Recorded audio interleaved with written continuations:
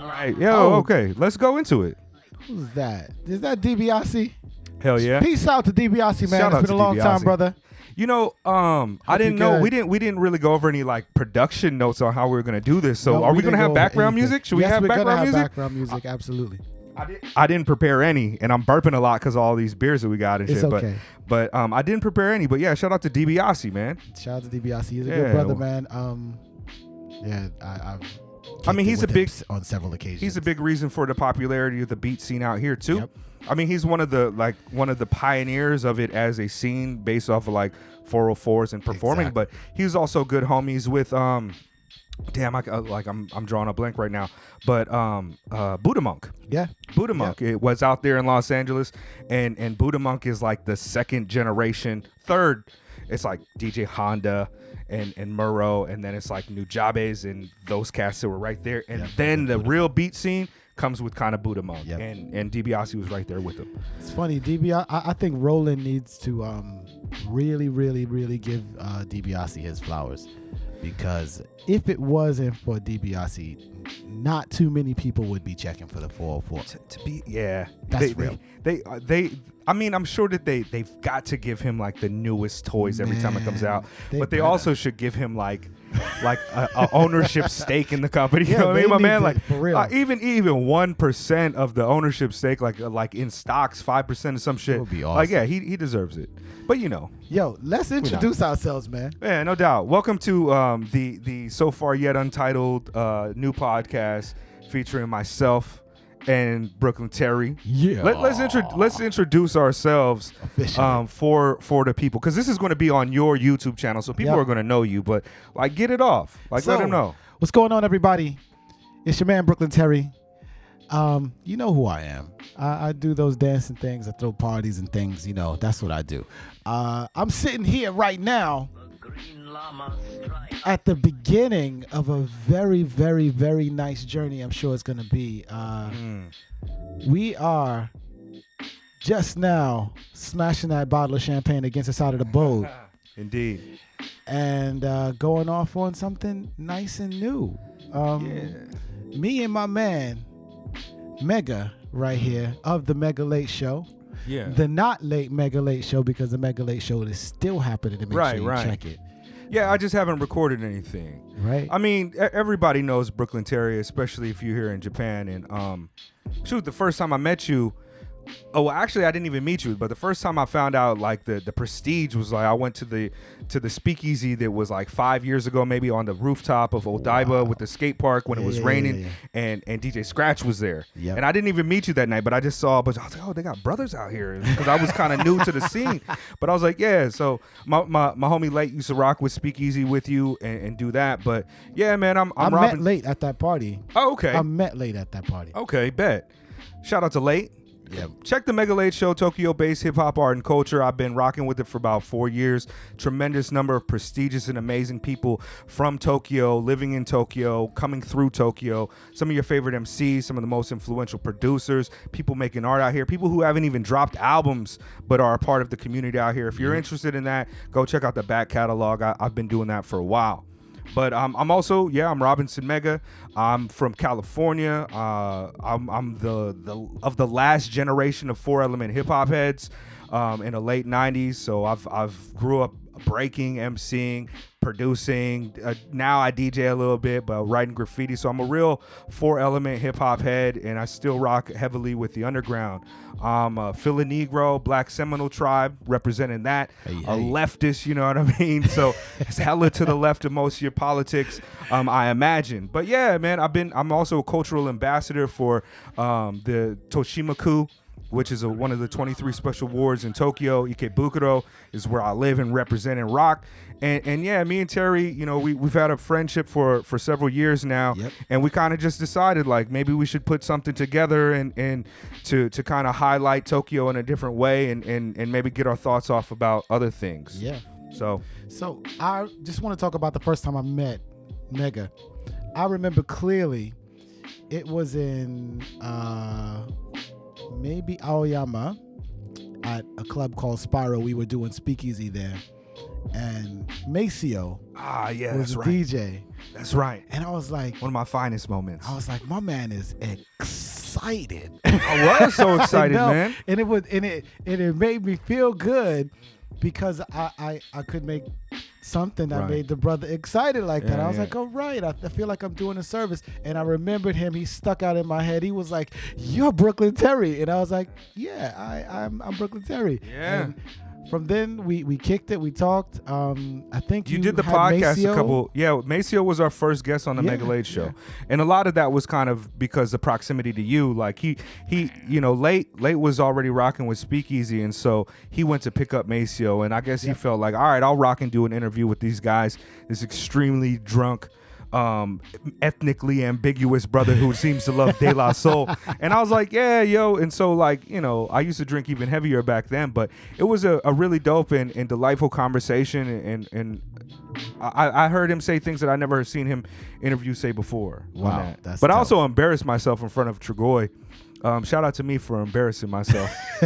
I was just like, I remember it was clear in my mind. It was like one of the most cringe moments in my life because I usually don't get too starstruck. But he was with this lady friend. I'm not sure if it was his wife or his girlfriend or whoever it was. But they together, they rocking. And I was like, yeah, nice to meet you. I'm Rob, I'm God Mega. You know what I mean?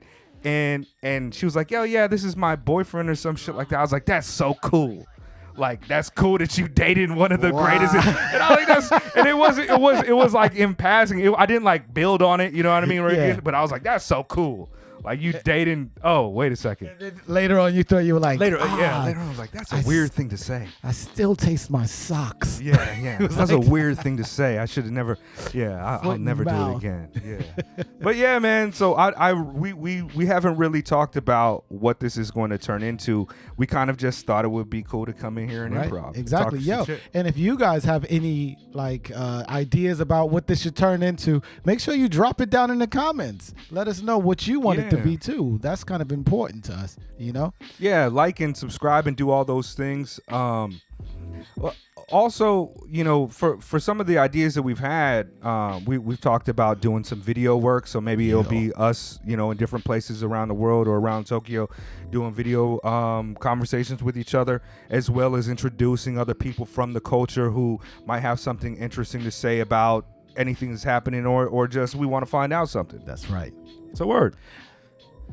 So where do we go from here? I kind of want to talk about this b-boy battle that happened, because you just said you used to b-boy, and wait a minute, before b-boys get all like upset and get their boxes in a bunch, yo son, I dance, just for people who don't know, and I've been dancing for a long time, longer than probably most of you b-boys have been alive. So I do have a place to talk about this, even though I don't break. I'm still a b-boy. I stopped breaking in 2002. Really, I've dabbled my foot in and out over the years, but I haven't competed or been a part of a crew since I was in my early 20s. My wife is a B-girl. She's rocking, representing Okinawan convent crew, and she doesn't really break anymore either. But when you're a B-boy for life, and that's why I stand the way I do. Yep. But I can't say that I what I mean. Well, I got back problems. The doctor said I need a backiotomy. But I still love the culture, and I also have different visions and ideas about how it's changed in this day and age. But seeing the popularity of it is always interesting to me. Like we're about to talk about a BC1, which is broadcast globally live. You know what I mean? And looks a lot like watching football. Right. The production value is ridiculous now. The production value is not somebody with a camcorder over their shoulder with a VHS tape in it anymore. Yeah, it's pretty crazy. It's very much the commercialized version. I think I don't want to diss it. I'm not saying it's commercial like as in that way, but it is definitely ready for prime time. Sure. I mean, so many of the subculture things that occur nowadays are right there too. I mean, doesn't RuPaul has like a drag show. Yep. You know what I mean? Like a global, it's like on Netflix. Yeah. And it's a drag queen. And right? to be honest, popular. and popular, and I hope that these things get normalized in a good way, because I'm tired of people looking at drag queens in a negative light. Well, hell, they're a part of our society. It should be normalized. B-boys have always, no matter what country I've been to, if you're into hip-hop, there's always been a bit of a negative light on you. So hopefully this, like the good side of this commercial world is that it'll normalize it and bring it into like the average white family's homes, so they don't trip the fuck out. You know, the crazy thing about b-boying, it was like, of the 4 elements of hip-hop, it was kind of the first one to be like exploited on a major mainstream level, like Breaking the movie. You know what I mean? Which is not a very, which was breaking in the movie. Very much so. But it's like, it was also like one of those seminal films for us b-boys that we remember and we watched, along with Beat Street and, you know, Wild Style and those things. And it's always a double-edged sword when a subculture runs downstream into the mainstream, because you, especially nowadays, with the way that everything is monetized in society, you lose the people who care about it most, lose the grips on it, and it becomes, you know, it becomes what it is. And breaking is very much like that. It's a double-edged sword of like the capitalism, technicality, the ability for people to live off of it, the people, like the skill levels, the community is bigger than it's ever been. But at the same time, it's like the only places that you can really like battling for money means that all the greatest b-boys aren't really having fun at the club anymore. They're practicing to battle each other. You know what I mean? Totally changes the dynamic and the texture of the dance itself. Right. We were talking about earlier, watching the battle that we were watching. We'll say what battle we were watching later, and we had the conversation about the direction that b-boys going movement wise. I mean, and it's been years. This isn't anything new by far. B-boying has become all about power. Who's the most powerful on the floor? And we had this conversation, like, people stylize their moves, but stylized doesn't mean you have style. Yeah. And a part of the problem that you were talking about with, you know, like leaving the clubs and leaving its natural habitat and going into these places was the style starts to get erased slowly but surely. And the younger generation that's coming behind us won't even know what the style is, and they could only recognize the power.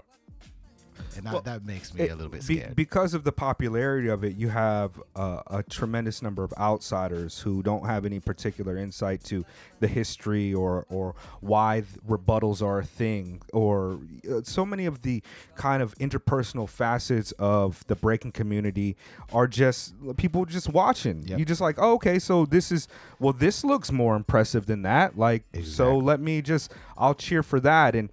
And back when I was, you know, going to functions, B-Boy Summit 96, Freestyle Session 2 and 3 in the late 90s, everybody that was at the function was a hip-hop head. Yeah. Now, you might have been a friend of a hip-hop head, but chances are that you did something within the hip-hop community. Whether you wrote graffiti, you DJ'd, or you know, no matter what, you were kind of a part of this community. And now it's like, you can go to these events just as a spectator and find out about them because MTV has a show about it. And it's funny because I kind of frequent a lot of these events, hip-hop events, whether it be breaking or hip-hop freestyle dance. And I can tell you definitely that about 20% of the crowd there are participants in the culture. Which means that the other 80% are just spectators and fans. Well, you know, like we can all day kind of point out like the problems with the community and things that have changed because it's been because it's changed. And you can say that about anything, any aspect of hip hop culture. Or the same. You know, it's because it's so popular now. It's like going to be in the Olympics and shit. that a lot of the older cats who have a vision of what it's supposed to be like come into conflict with the younger cats, and that's always a conversation within hip hop, like what are the ethics, like what's important, what's good. But I think it was really highlighted well, like the disparity between perceptions of styles and perceptions of b-boying in this battle with Flea Rock and Shige Kicks that took place last week in the BC1. Now, Flea Rock is an OG, probably one of your homies and shit, right? You know him, Flea yeah? Rock is the homie. For me, he's just like God level, you know what I mean? Like, it was like, yeah, but one of your peers, one of your homies, he's an old man. To be clear, he's old, very old in terms of this this profession. But wait, that's something that I kind of wanted to touch on too. Hip hop is one of, if not the only culture that ages out its folks. And this is something that we have to stop. To be honest, he's not an old man. He's only 40. True. We have to stop that. That's not really dope. His voice is still should be heard, and he's still relevant. We have, he's a G now. I hate to derail kind of the direction we're going, but I do kind of want to talk about ageism in hip hop a bit. Like I think that there's a reason why we tend to kind of skew younger, because it's seen as kind of like a anti-establishment art form where like it's a very cool thing. So like the kids are always pushing like what's cool and what's new.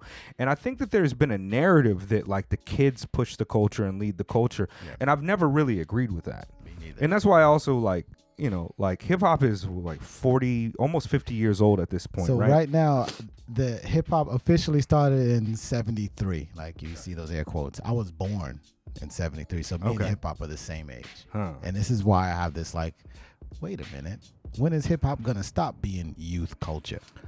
I think that I don't really agree with that. Like a lot of the, like, what is hip hop in the mainstream nowadays? Like, how do you define it? Is it a Lil Yachty? Is it what's popular on mainstream? Is it a Travis Scott? Or is it Jay-Z? Is it Master Ace, who continues putting out phenomenal albums like every other year and has never lost a step? Right. Like Master Ace has never fallen off. He's been dope the whole time. And like A$AP Rock, I was my favorite when I was in fucking high school, along with Ghost. They still produce, and it's like, so this perception that it can only be that it's only the youth that are able to kind of define the terms of what's dope and what's not dope, or that it's only the old cats that can define what's dope and what's not dope is it's a faulty premise. Yeah, like hip hop is hella things now. It's hella things. And because I'm an expert, I like to define those fucking terms all the time. And I think the biggest thing is that, like, from the time that we were kids to where it's at now, society has changed in a plethora of ways that causes what we feel is culture to redefine itself. Yeah. It's like and as I said earlier, I'm a leftist, and so my perspective on this has to do with ideology and how our perception has been redefined under the neoliberal terms. Yep. And not neoliberalism like a progressive Democrat. I'm talking about this economic policy that we've changed in the way that the government has allowed corporations to take over things that were usually not allowed to be taken over. The Telecommunications Act changed the way of all media and all culture is exploited under it. And it changed media, it changed the news, it changed movies, it changed music, it changed hip hop culture, it changed people. Exactly. Being a neoliberal subject is crazy. Like and hip hop is, that's why I said I'm also the last generation of hip hop heads. Because around 97, after the Telecommunications Act in 96 by the Clintons, fucking they brought up all the radio stations. So that means the people who were the gatekeepers and the torchbearers of the culture get removed out of this. And they're now gone. And more so. And then, like, more things happen. Yep. You fucking people have access. And so our perception of what is hip hop is not necessarily coming from the culture. It's a combination of this economic force on what we perceived originally as a community of people. And this is why you no longer hear shit like it's the world premiere. It's the world, because there is no more world premieres. That doesn't exist anymore. There is no more radio breaking the next new dope shit. Right, that doesn't exist anymore. The dopest DJ in that particular town, in that particular place where you're from, breaking the dopest shit from where you're from. That doesn't, and that ended in what, 90? Well, I mean, 7? well, like 6? it took a while for all of the power to get eventually usurped, Yeah. but it's been, and it's not something that's like clean. Like there's a switch where it happened and then it all changed. But you can trace them, like you can trace some of these things, and because the Red Bull is as big as it redefined the way that breaking has changed over the last 20 years. Exactly. Who knows? Without Red Bull, breaking would probably be in a very different place. It absolutely would. It revived it in a way. And shows like MTV's America's Next Best Dance Crew, whatever the fuck they call the shit. My nephew Trey was in the middle of Texas, and he saw that, and he decided he wanted to dance too. And it creates culture, in the same ways, but it's a little different than the way this small community-based thing. And now it's like a thing that you can pick up. Yep. Now, during this battle, like, there's a lot of reasons why it went a certain way. And for people that don't know, so this battle between Flea Rock and Shige Kicks is like you've got your more a throwback style to an original b-boy archetype, right? With Flea Rock, who's almost everything that you would want from a b-boy that comes from swagger, aggression. attitude, You know what I mean? Like he's got the funk. You know what I mean? He feels the music, and he's also not a power move algorithm that focuses on that, which is good, man. So many of these cats are incredible. You look at like Korean teams, and it's like, wow, how I didn't know the human body could do those type of things. Like it's almost breaking the laws of physics in which we understood them, but it's also a little bit fucking different than, hearing the music, dancing to the music, getting open, a little bit of soul. Like a lot of the power move algorithms don't have soul. So I've had like several conversations with folks about that. Like, but the b-boys from Korea, the b-boys from Japan, they do this power stuff, and the reason, but they're not looking toward the reason why. The reason why is because these kids practice, and I'm not saying anything negative about practicing. Practicing is essential, but practice in this culture without celebration is absolute bullshit. While on the other side, the way we practice is through celebration.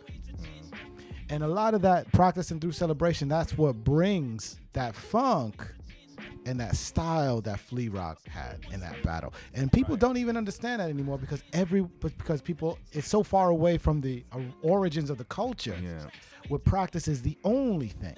You know what the DJ is going to play because it's almost a set playlist. You go to these quote unquote jams and you quote unquote jam, right? Quote exactly. unquote jam, because the world I'm from, a jam is a party, right?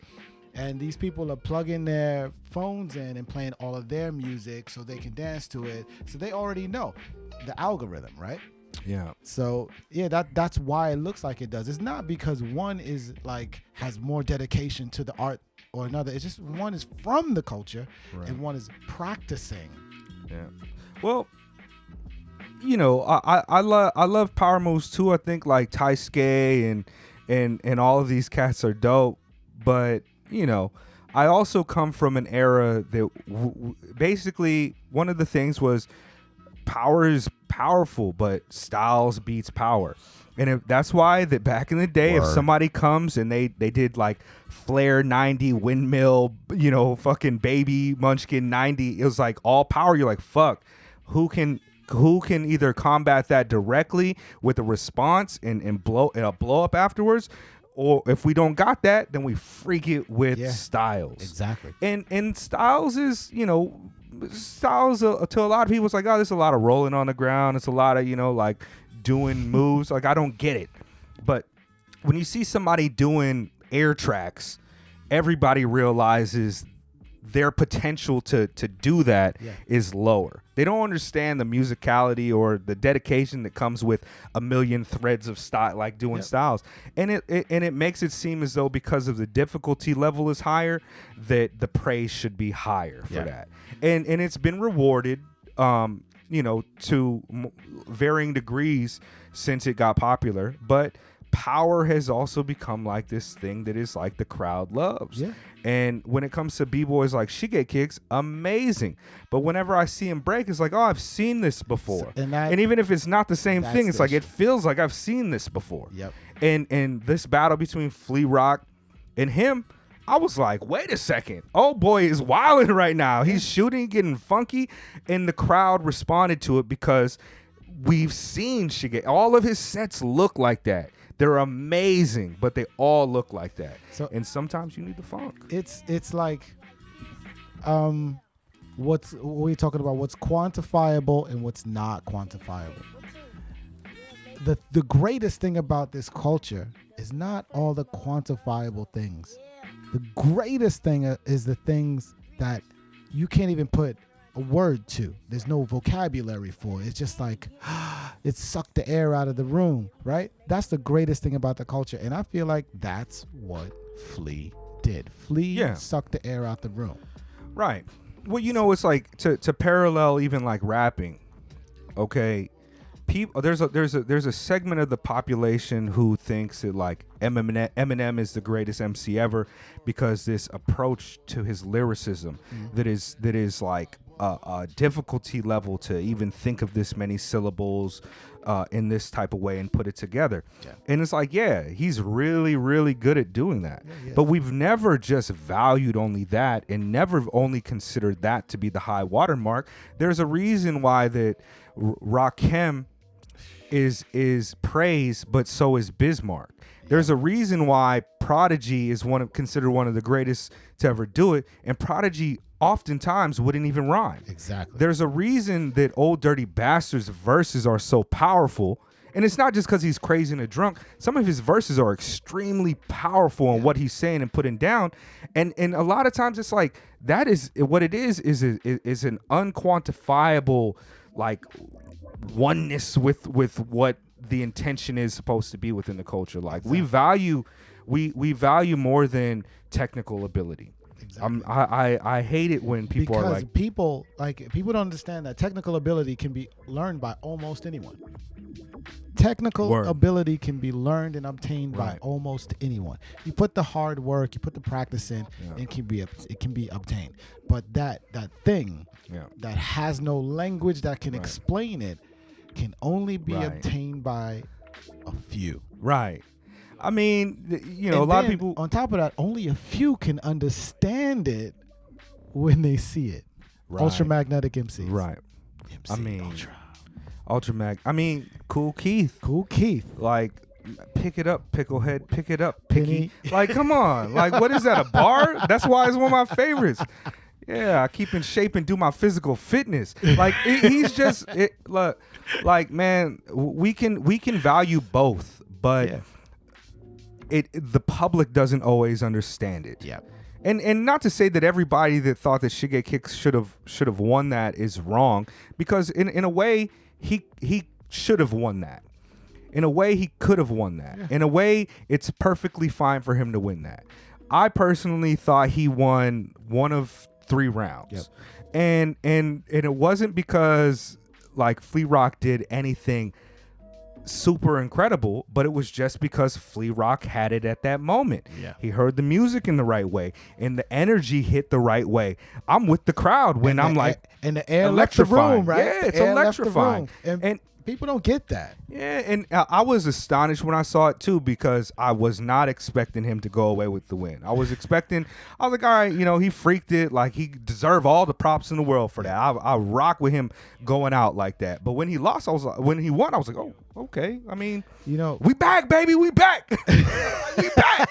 That's how I kind of felt like, like I like Shigekicks a lot. The reason that my wife is watching is because she's a fan of him. She knows him. You know what I mean? Like, I like him. I think he's one of the best doing it right now. But it's he's cut from a different cloth. I'm gonna tell you this thing about power that I learned from an older b-boy. I'm not gonna say his name. You know all of them and shit too, huh? I know quite a few. Yeah. I know quite a few. That's weird. That's so weird to me. That's why I be freaking out when I be kicking it with you, because so many of my heroes that were a few years older than me when I was growing up are like your peers and homies. Like, yeah, it's like, yo, Alien Ness is crazy. Like, oh yeah, I saw Alien Ness last week. Like, all right, man. All right, man. It's like, yeah, people. Oh no, he text messaged me the other day. He was just saying. I was like, oh shit. The funny shit about what you just said is the person I'm talking about right now is Alien Ness. Alien Ness said, you gotta age like wine, not milk. Oh yeah. And that's the problem with a lot of the younger b-boys who depend on power. Yeah. Like there's a dependency on the power. And the problem with that is, as you are 25 right now, in 10 years, you're gonna be 35. Yeah. And you're gonna go from fresh milk to curds and whey. Yeah. And so you have to somehow obtain this style. Like I remember Flea he had a lot of power. I mean, obviously, he was freaking it with a few and power. Yeah. But now he's refined with age. Sure. He turned that into wine. And a lot of these younger b-boys have to realize that this intelligent dance that these older dancers are doing they still have power behind it. But it's intelligent with the power and it's thrown when it's needed to be. And that's where you go as a dancer. You go from, this crazy kid. I used to be one of those who could literally kick the lights out in the ceiling to this, older dude who knows how to place his movement in the right place in order to set those mines so you can step on and get blown to bits. There's a big reason why I believe, like, why I would imagine that KRS-One stage show is better than so many other people's stage shows is because, like, he understands that the craft is more than what sounds hot. He understands that there's a type of level of dedication and an approach to rocking a crowd that is not something that you learn by selling records. Like you learn that under the grueling battlefield of encountering crowds that you need to rock that might not be there with you. And like, and just like a lot of battle MCs, when they get on stages, they're not as good as they are in the battle. You gotta adjust for your space. It was a really beautiful moment in the culture, though. Like, the reason I really liked that battle is just because it kind of reminded people again. Yeah. Like, some of it might have just been people feeling like, all right, this is the time to give some flowers to Flea Rock. So we're going to kind of like move it towards him, even we feel a different way. Like, some people might have been coming from that perspective. But to me, it was just a really dope moment because, like, at the end of the day, it's a great injustice wasn't done. Yeah. You know what I mean? To anybody. Finally, right? It was just like, that's real shit. Like, we like this tonight, right now, from this person in this under moment. under these circumstances, and it was dope. Like, with it going to the Olympics and this kind of like rise that it's going through right now, like, b-boying is more popular than it's probably ever been. And there's a part of me that loves that, and there's a part of me that's disgusted by it. I have a very, very clear view now about b-boying going to the Olympics. Okay. I used to be super anti b-boying going to the Olympics. Right? I was one of those people like, fuck that.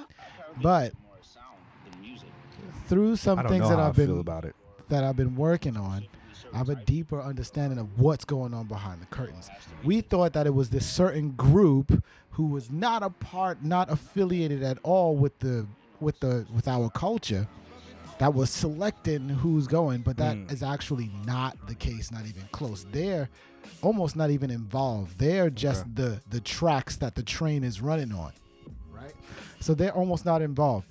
And everything that was written and decided about the way breaking is going to be happening in the Olympics has been decided by folks from the culture. My only meh about it is it's not anyone from the States. That's my only meh. Wait. This going to be involved with? It's very I thought Crazy Legs was one of the people. Yeah, we gonna Okay. cut that crazy. There's something happened with Crazy Legs. Okay. He like y'all know that he can't. Oh, okay. can't, I mean, so. no, I haven't followed it all that closely. So, and that happened but- kind of early on in the game. Okay. Storm, Storm is a bona fide b-boy. Like there is no denying it. He's not from the States. He's not from New York, but he's a bona fide b-boy. He has the "I was there" card, right? Sure, right. My man Renegade from the UK, DJ Renegade. DJ Renegade is a UK legend, and as a DJ and as a b-boy, and helped to move like breaking culture around Europe, and of course in the UK. So they have those two people that are definitely there and definitely kind of steering the ship. My only problem is they need someone from the States, from the It feels culture. wrong a little bit. Yeah, It feels yeah. a little bit wrong. But other than that, I have to say that nobody from outside the culture is making any decisions on what's happening in b-boy. Sure. And That's I know that for reasons that I'll say a little bit later. A lot of my kind of like wariness with the idea of it has less to do with how it's being executed and more just like this fundamental idea of like the Olympics is trash. Yeah, and I making agree. this into a sporting competition just seems wrong, even though it's been there for 2 decades easily. You know what I mean? And it's like, I guess if it was as it is going to happen, I can only be happy that the right people are being put into place to kind of do it the best way that possibly could be. Because it's a very possible that I mean, what's stopping them from not doing that? You know what I mean? What's stopping them from getting some cat who, you know, like that white lady who was like teaching hip hop in the 80s videos and shit? Exactly. Like, yeah, hip hop is like this. It could be all types of wild, you know what I mean? Like, imagine like Carlton has like a breaking video from Alfonso Ribeiro. I think Alfonso Ribeiro, I think is Rivera. Right? He was I mean, Vin Diesel got breaking videos. What if they got them? That's bad. You know what I mean? Shout out to them for all that they do. Shout out to Riddick and you know, Dom and the Fast Five or whatever all these cats do. But it could have been worse. Yeah, it could be worse. Trust me, And knowing what I know, it would have been a lot worse. So what I was told was, yo, man, this train is leaving the station whether we're on it or not. So it's better to be on it to be a conductor, right, than to wait until it's full speed and jump in front of it and try to stop it. Yeah. And that's real. I mean, there's only so much you could. Yeah, I don't care. Like it's not up to me. You know what I mean? Everything that's beautiful and chaotic eventually gets swallowed up in McDonald's eyes anyways.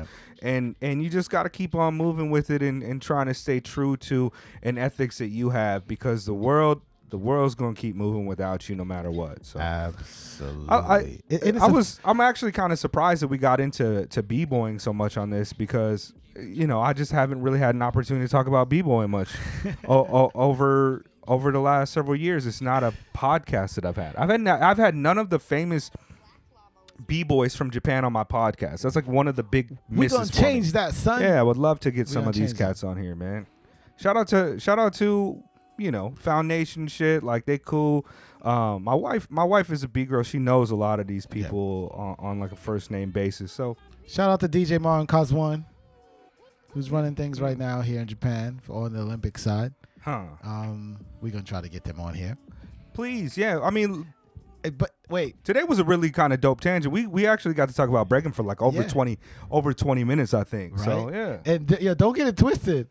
This is not a breaking podcast. Right. It just happened to be something that's like fresh on the minds right now. It's a cultural podcast, and this is part of the culture. You know, That's all these conversations are part of the culture. So I watched, like, to just change it up completely, I watched Willow today for the first time in 20 years, maybe 25 years. You remember Willow, right? Of course I remember. I remember Willow, but I don't remember Willow. I forgot how formative it was to me to like like a lot of the like weird feelings that I have about redheads. I like the redhead little witch in there, right? But one of the things that stood out to me this time so much is, first off, shout out to Mad Mardigan, Val Kilmer. That's my dog. I rock with him in that movie specifically hard. He's ill in that, right? I fuck with him. But yo, I only saw one person of color. What I mean to say is like black person, because there might have been like a white Latino or so, you know what I mean? Like it could have been, but there was only one person who had at least as much melanin as me in that, and he was one of the people in Willow's Village. And he was like way in the back. Yep. There was literally no, and of course it take place in like some medieval world, so I get it. It's a Lord of the Rings situation, but I was kind of just like, yo, there was no niggas in Lord. Nah, dog. You know who the niggas was supposed to be? Who? The fucking orcs. Of course. See, and that leads me. Here's my question. The Indians, right?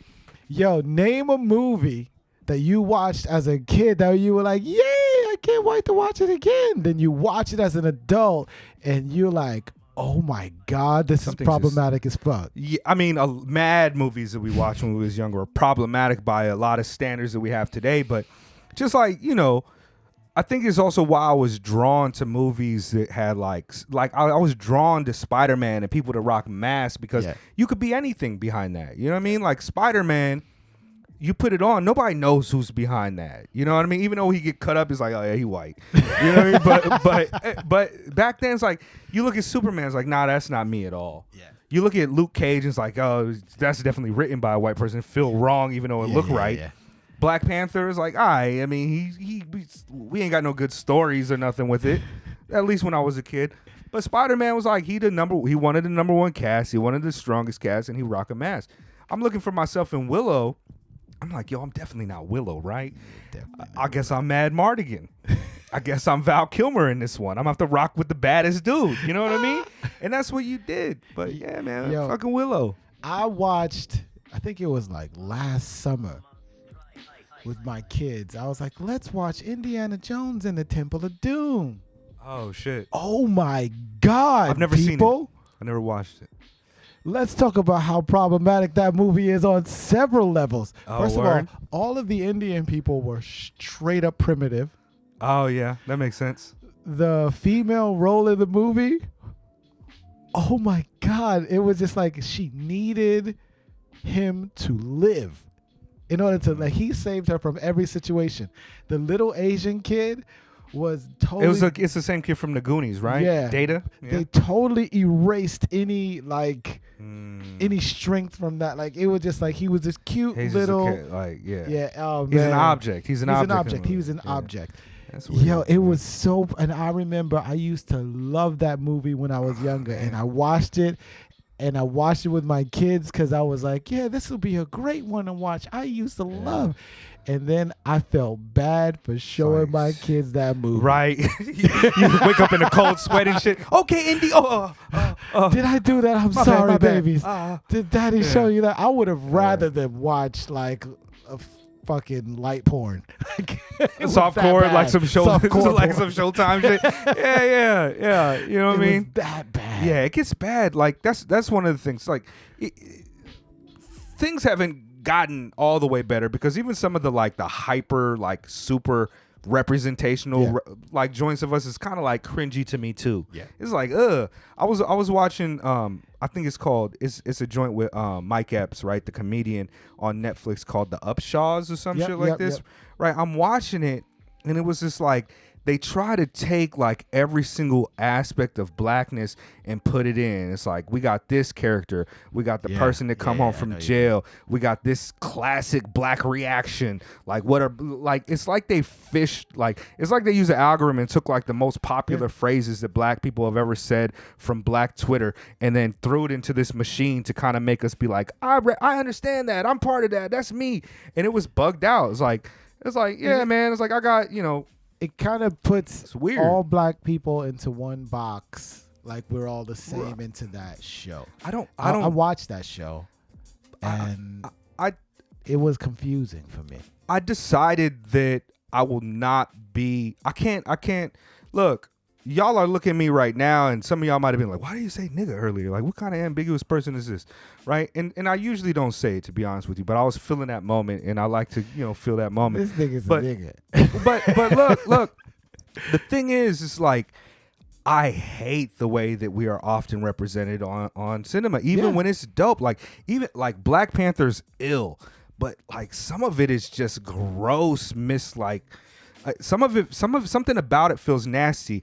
And I'm thinking about who is it that gets to decide what black representation is. And there was an article written in Jacobin, a leftist magazine, that was talking about how the majority of people who write these things, even when they are black, that are depicting poor black people, are not even from that demographic of blackness. And it's a weird thing to kind of contend with. I feel like is, I want to take Seinfeld, for example, the show Seinfeld. Everybody knows fucking Seinfeld. It doesn't matter how old you are. Seinfeld is not a show about white people. It's a show with white people in it.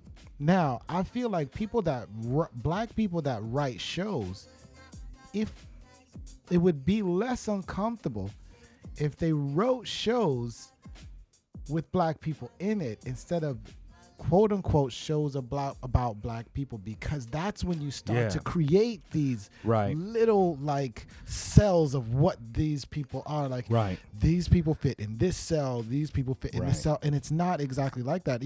I can't stand Friends, but I have to say that the show Friends is not a show about white people. Yeah. It's about situations that people are in. Exactly. And that happened to be. And it's like one of those things. It's like, even though those situations are very unreal.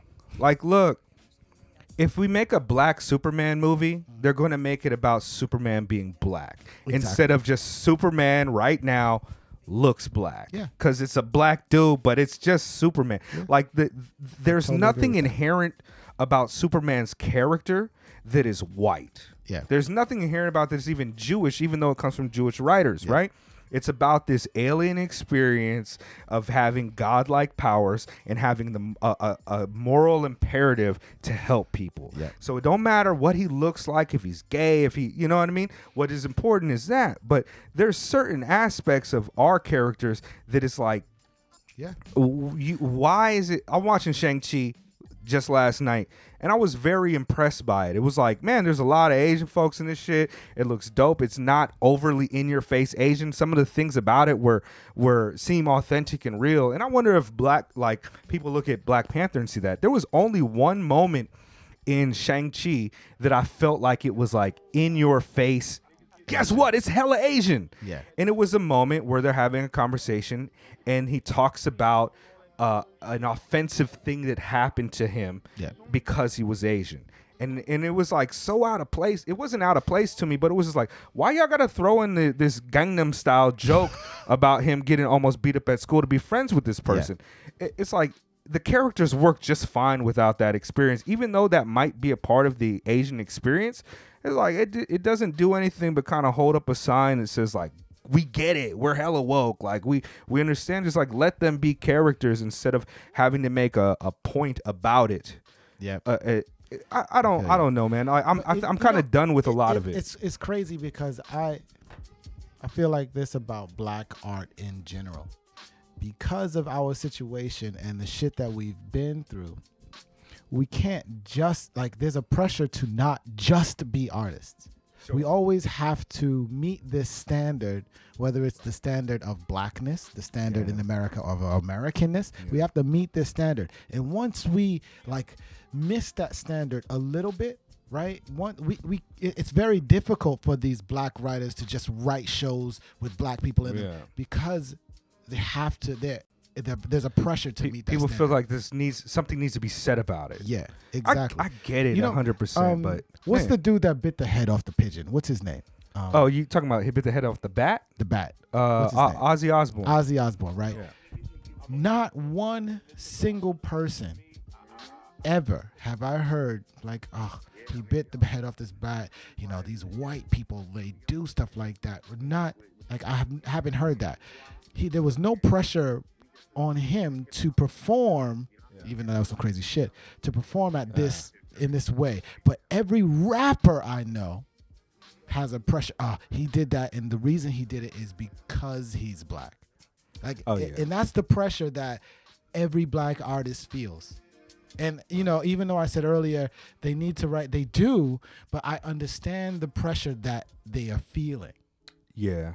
I think it's pretty fucked up. I think a lot of it has to do with like me projecting too far into the future past this idea of like very ascriptive ways of describing the black experience. Like it always has to be like I to be honest with you, I don't even know what people are talking about when they discuss like this is that person really black? Like, are they acting really black? Like, I don't really know what you're talking about. Like, my experience is hella different, but I meet a lot of the check marks. It would be like a black experience. Yeah. But I mean, there's also like poor kids that were from a variety of different ethnic backgrounds that meet a lot of the same criteria. And I just hate that it's always being defined, especially the poorest parts of black communities, always being defined by people who probably didn't live that type of experience. Exactly. And it stands out to me. And you know what's funny is like, just because you were poor and black doesn't mean that you still fit into those criteria. I was a poor black nerd. I used to play role-playing games. I used to play role-playing games like Dungeons and Dragons. Shout out to my man Eric Ledlam for introducing me to Dungeons and Dragons. Yeah. Big up, man. Thank you. Right. So we don't have to fit in any of these like certain cells. We can be all of the above. And I think a lot of these writers who are writing this shit are pressured because, well, they have to make sure it fits in one of these cells. Sure. Because behind these writers, there's a white guy paying their checks. There's like I feel like in order to really get my thoughts out on this, I'd have to sit down for a second and probably write them down. So maybe this is like a topical conversation we can have that we can kind of define it in a little bit of a different way. But yeah, these are the type of conversations I want to have on the podcast, man. I guess before we get out of here, Let's take a minute and talk about something that we let's do a checks and rec. Yeah. Like recommendation of something that we rocking with that you know, to leave our listeners with, whether it's a song or music or a movie or some shit, and let's get out of here. So let's see what I got, man. Let me see what I got. I'm just gonna go right. I should have thought about it beforehand and came up with something, but I figure we don't have to do it, but I figured it might be a fun thing to do before we get out. I want to do it because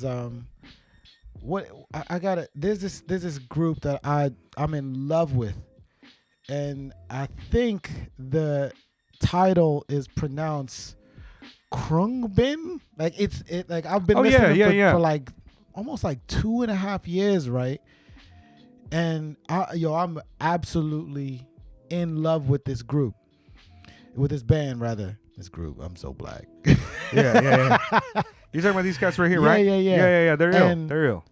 And this song on the Mordecai album, First Class. Man, listen. No, they're hard. Weren't they out here? Super hard. Pre-COVID, they were out here. Yeah, I was gonna say. Did I? Oh shit. I gotta fix this. I think I broke the wire here, but there we go. No, they're hard. They're great. It's a three-person squadron of people. I think it's like two dudes and a woman. Yep. But yeah, Mordecai is hard. That's a great album. Yeah. I listened to this. Like, this is like my therapy. It's been my therapy during this COVID shit. I go for walks and I listen to the Mordecai album, and big out. This is hard because it's so fucking dope.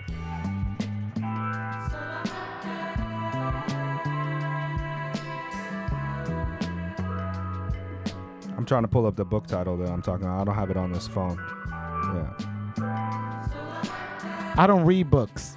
Well, you say you got dyslexia, like mild dyslexia or something like this, right? It's nothing mild about it. That's rough, dog. It's like serious. I think I went through most of my grade school life almost like a functioning illiterate, but I'm not illiterate. I'm dyslexic. And I didn't find out about my dyslexia until my first year of college, and my counselor was like, yo, how did you make it through school? And I was like, I don't With know. mad skills and accuracy, dog, I know how to copy a paper. Right? Hey, Yeah. and I know how to remember shit. I'll tell you that much.